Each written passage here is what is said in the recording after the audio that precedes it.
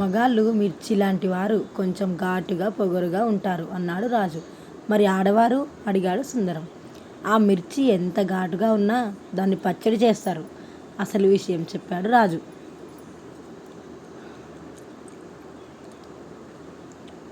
కూర ఎలా ఉంది అని భార్య అడిగినప్పుడు బాగుంది అనేవాడు జ్ఞాని.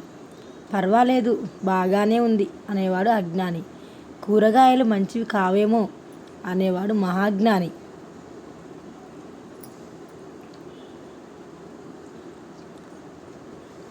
ఈరోజు నా నోటికి ఏది రుచి ఉండడం లేదు అనేవాడు మహాజ్ఞాని.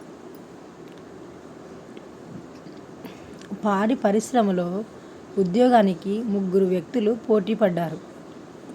యజమాని మొదటి వ్యక్తిని పిలిచి, ప్రక్క గదిలో గేదె ఉంది, నువ్వు వెళ్ళి పాలు పిండుకొనిరా అని ఒక ఖాళీ బకెట్ ఇచ్చి పంపించాడు. వెళ్ళిన వ్యక్తి కాసేపటికి ఖాళీ బకెట్తో వచ్చి, అది పిండనివ్వడం లేదు, పొడుస్తుంది సార్ అని చెప్పాడు. సరే, నువ్వు వెళ్ళు నెక్స్ట్ అని రెండో వ్యక్తికి బకెట్ ఇచ్చి పాలు పిండుకొనిరా అన్నాడు. అలా వెళ్ళిన వ్యక్తి కాసేపటికి ఖాళీ బకెట్తో వచ్చి, ఎంత పిండినా పాలు రావడం లేదు, పైగా నన్ను కాలితో తన్నింది సార్ అని చెప్పాడు. సరే, నువ్వు వెళ్ళు నెక్స్ట్ అని మూడో వ్యక్తికి బకెట్ ఇచ్చి పాలు పిండుకొని రమ్మని పంపించాడు.